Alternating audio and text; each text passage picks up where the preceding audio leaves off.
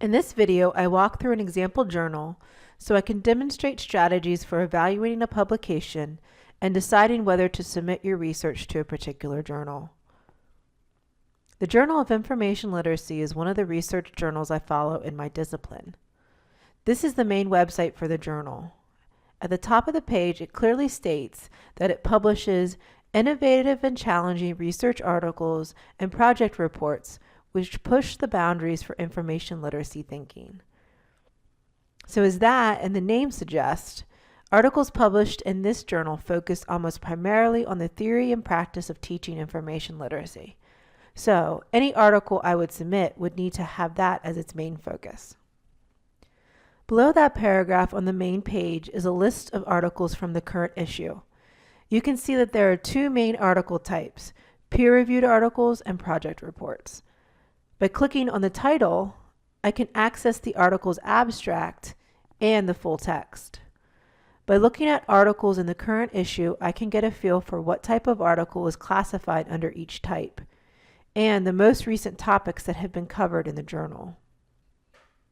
Scrolling to the bottom of the page, I can also see a clear sign that this journal is actually an open access journal, where access to the articles are free for all, and the author retains the copyright to the articles with certain guidelines.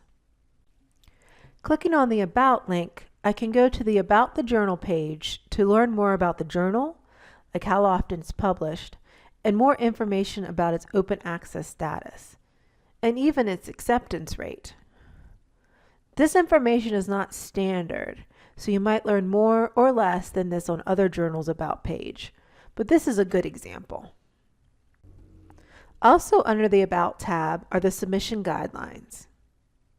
These are especially important in that they tell you the guidelines you should follow before submitting to the journal, like submitting the file in a certain format, for this one Microsoft Word, or they may even provide a template to make sure you format the headings or other aspects correctly in the file itself. One quirk with this journal is that since it's published in the UK, you are required to use UK spellings instead of American spellings for words. You also see mentioned here information about ensuring blind reviews, an overall explanation of the peer review process, and the guidelines for the two article types. At the bottom here, you will see that the journal requires APA style for its references.